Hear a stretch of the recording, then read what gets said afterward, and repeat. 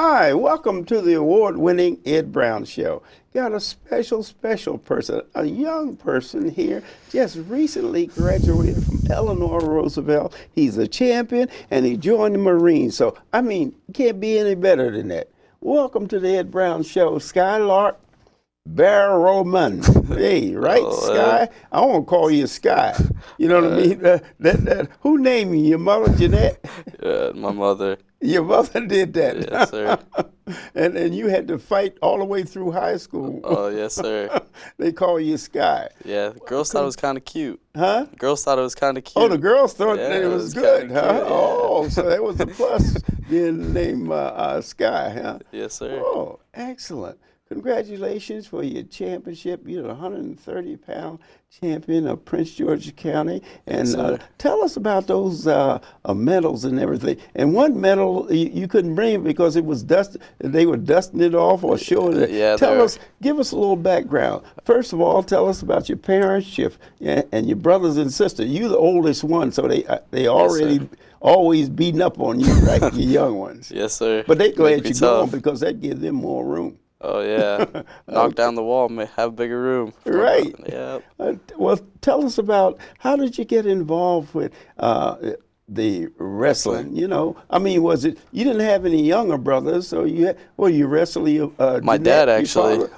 You wrestle your dad. My dad, actually, he wrestled when he was in high school. No kidding. Yeah, so. And what's his name? Robert Barrowman. Robert, okay. Yes, sir. So, and my dad, he was like, yeah, you play baseball, but you want to try a tougher sport? And I was like, sure, yeah, let's do it. So I went out for this team that was just starting. It was called the Rebels. It was their first year back.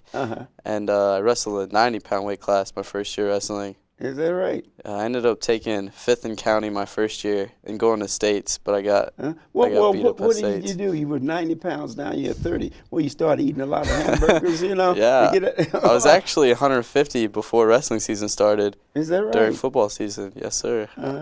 Okay. Now tell us something about your victories. What was it, 100 pounds? 130 pounds. 130 pounds. This one, it actually meant a lot to me. Tell us about it. It meant a lot to me because I had to do a lot to earn that. Last year, I should have been a county champion, but I actually had appendicitis the week before counties, so I had to go into surgery. That really broke my heart. Oh, wow. So you missed it, but this year? Yeah, this year I came back strong. Nobody knew my name because I got sick last year before counties, and then whenever I came up, they're like, who's this kid from Roosevelt? Never heard of him before.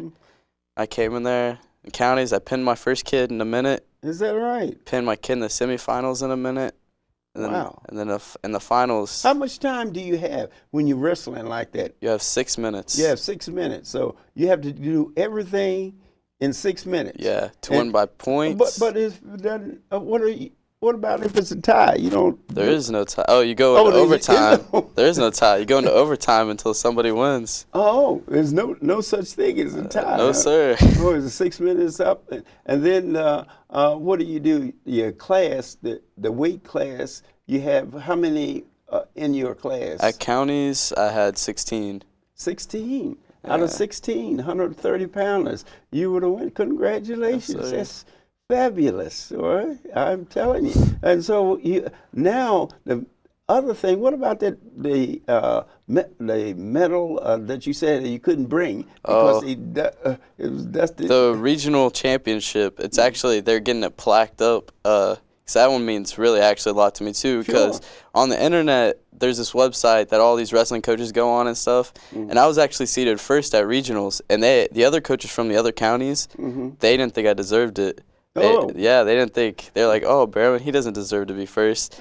They believe that the two people in their county at 130, they deserve to be first and second. SMAC, Southern Maryland. Southern Maryland. Huh? Yes, sir. And they're just saying, oh, Skylar doesn't deserve that spot. But when I came to regionals, I came to show them what I was really made of. Deserve. Congratulations, I'm telling you. So you couldn't bring that one. So, the ones that you did bring, we want to really congratulate you. We're proud of you here in Prince George's County. You know what I mean? You excel that way, and that you're going into the Marines. Is that right? And when do you depart? June 27th. June 27th. Hey, we're going to have a party over there. Hey, yeah. Jeanette, we're going to have a party for Sky now, okay? No doubt about it. Okay. So tell us, in preparation for a wrestling match, what do? You lift weights, or you throw your brother around, or you take out the garbage, just give us an idea how you prepare yourself. My drilling partners in the room, they really work me out real good. Of course, I got to cut some weight because I'm always overweight because I'm always eating McDonald's. Yeah. And I just got to get warm and loose. And I mean, it's all mental. Most of the game's mental. People don't think about that. It's a mental game. You look the guy dead in the eye and you stare at him, and you stare him down. Huh? Then he gets afraid of you, and then you take him down. Yes, right? sir. Got to get fear in his eyes. It's a psychological job that you did on it. Yeah, right? most of it is. Yes, sir. Okay, now, the other thing, tell us some of your favorite holes that you have in order to win a championship like that. I actually like this hole. It's called a stack. It's a armbar stack. I like that one. There's actually a picture in the Gazette of me picking the kid up and putting him on his head like this. Is that right? Yes, sir. And, you call it a stack? Yeah, it's a stack because you just stack him on top of each other. His head just goes down, you stack his whole body on top of him. And then you slam him? Yeah, it's very painful. To slam his head down? Yes, sir. I mean, you have mats, right? Yeah, but it's still going to hurt. I try to be as mean as I can. You try to be, before a match, what is your diet? You take some mean pills? Yeah, mean pills. Yes, sir. And then after that, then you get into, but it's 16 competed for the championship at your level. That's really great. Now, what about the state championship? Yeah, state championship. Tell us about that. Also at 16, but it's a lot harder to get to states because you have to place 4th in your region. You have to place top 4 in your region. So there's 4 regions, and you got the top 4 guys from the regions. It's really tough. I came in there, my first match, I knew it was going to be easy because I was one of the first seeds states. I ended up beating the guy pretty badly, 8-3. And then my next match was against a kid who placed 2nd in his region, but he was also ranked 2nd in the state. That match I got robbed. I ended up losing 4-2. Well, what about points? How do you get points? How do you get points? You get points if you slam the guy down? Yeah, 2 points for a takedown. So that means okay, so if you take him down, that's 2 points. That's 2 points. And if you put him on his back for how many? If the ref counts to 5, that's 3. But if he only counts to 2 up to 4, then that's 2 points. And you got to escape. If you stand up and escape from the guy, that's 1. And then a pin, you're done. Well, a pin, does it have to be on your back or just? Yeah, you have to be flat on your back. You have to be flat on. That's called a pin. Yes, sir. Okay, and then what was the other position that you mentioned? That you the stack. Oh, the stack. Pin, yeah. And what are some of the others? Well, I like tilts. Tilting is like you're trying to just get the guy so you can get some near fall points because I like scoring a lot of points on people. I like embarrassing them. Oh, I see. So I take him down and I just tilt them up a couple times, and so I can embarrass them. I like well, can the guy say, I give?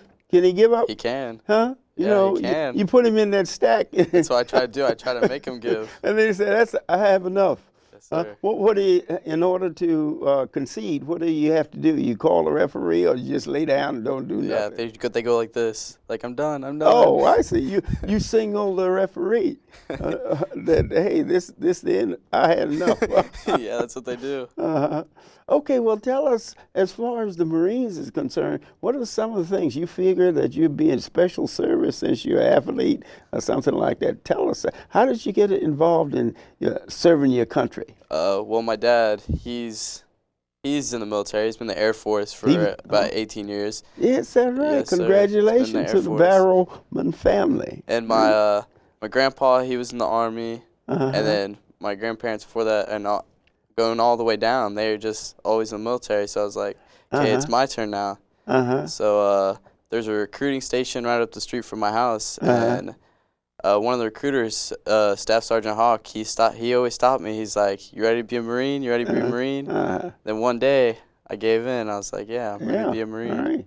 Great. Well, what are you interested in as far as academics concerned? Oh, academics. Actually, I'm joining the Marines so they can pay for my college afterwards because Right. I want to serve my country for 4 I years. see. You serve 4 years and then Yeah. they pay for your education. Yeah, I want to Smart boy. actually go to nursing. So I want to be a nurse. Yeah. Yeah, Good. and then try later to be a pediatrician. Right.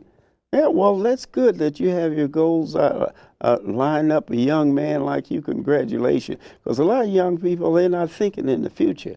And apparently, your environment with your mother and your dad, it really paid off because here you are a champion. You're out of high school, you're going to the Marine, and then you're going to get a college education. Boy, you're really playing it great. I want to congratulate you, Eleanor Roosevelt, and you're a state champion and a Prince George County champion. And is that all of it? And I play 6th in the state. And you played 6th in the state. Yes, sir. Congratulations. Thank you. And what I want you to do when you come back from basic training in the Marines, I want you back. All and right, you I'll tell come us how you made out, okay? And once right. again, Sky, it's nice having you, and congratulations. This is what we like to see, young men, and we're very proud of you, of your achievements in the track and high school, and now you're going to the Marines. Congratulations to Sky. Okay, I have a second show. Be right back.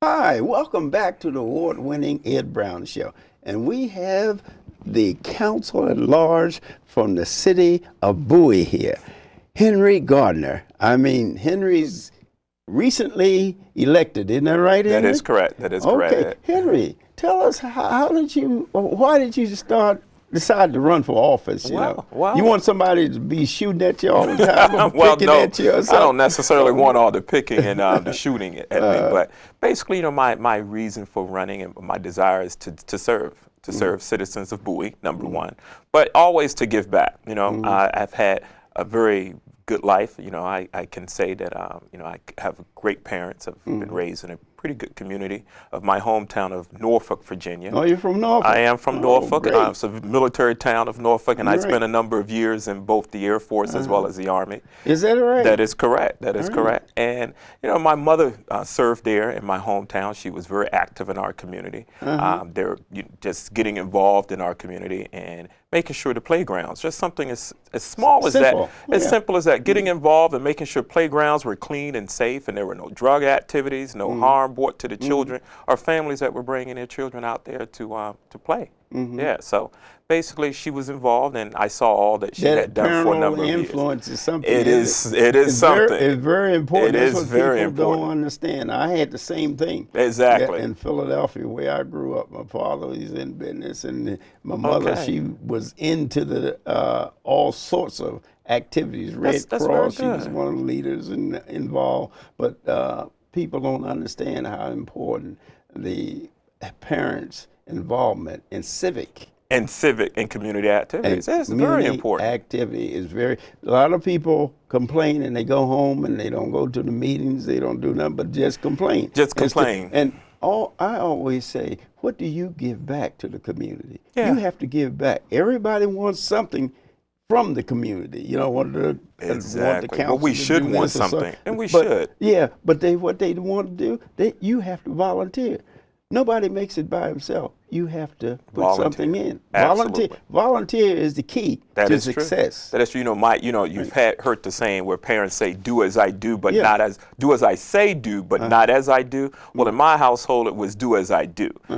Both my mother and my father were community people. They were really active in both the church and in the community and at home. So we had a pretty good amount of love and attention given to our community from my household alone. So very important. Yeah, so very, there was always my house where I grew up was the home to where, as they say, that Jack built, because people were always there visiting. What about your family? You married? No, I am single. I am single. I am single. Okay. But I do have a very good mother, a very good family base, and I have nieces and nephews, and really happy. Well, you got to get. What's mom's name?